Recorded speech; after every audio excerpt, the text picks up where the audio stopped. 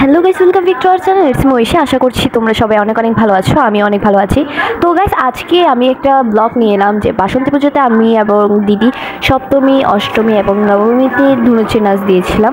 তো আমরা তো জানতাম না যে এই প্রতিযোগিতা হচ্ছে, এর মধ্যে কোনো প্রিপারেশনটাই ছিল না এই প্রতিযোগিতা নিয়ে। তো মনে করেছিলাম এমনিতে সবাই এনজয় করছে, আমরাও এনজয় করছি। তো পরে জানতে পারি এটা ছিল একটা প্রতিযোগিতা। তো ওখানে সব প্রতিযোগিতারা অনেক সুন্দর করে প্রিপারেশন নিয়েছিল এবং সেম সেম শাড়ি পরেছিল, অনেক সুন্দর করে নাচছিল। তো ওরা ফার্স্ট, সেকেন্ড, থার্ডের মধ্যে কত নম্বর হয়েছে এবং আমরা কত নম্বর হয়েছি তোমাদের অবশ্যই জানাবো। তার আগে বলে রাখছি, তোমরা প্লিজ আমাদের চ্যানেলটিকে সাবস্ক্রাইব এবং বেল আইকনটা ক্লিক করে দিবে, দেন হচ্ছে ভিডিওটাতে একটা লাইক করে দিবে। তো শেষ পর্যন্ত ভিডিওটা দেখবে। তো দেখো, এই আমি এবং দিদি প্রথম হওয়ার উপলক্ষে দেখো একটি গপ্পু সোনা পেয়ে গেলাম।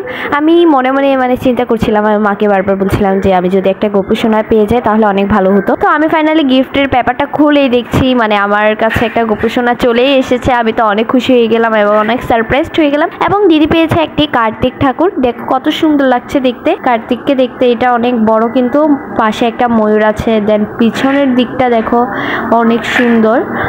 দেখো পিছনের দিকটা একদম সফট একটা কালার। তো গাইস, আজকের ভিডিও ছিল এই পর্যন্ত। Bye bye.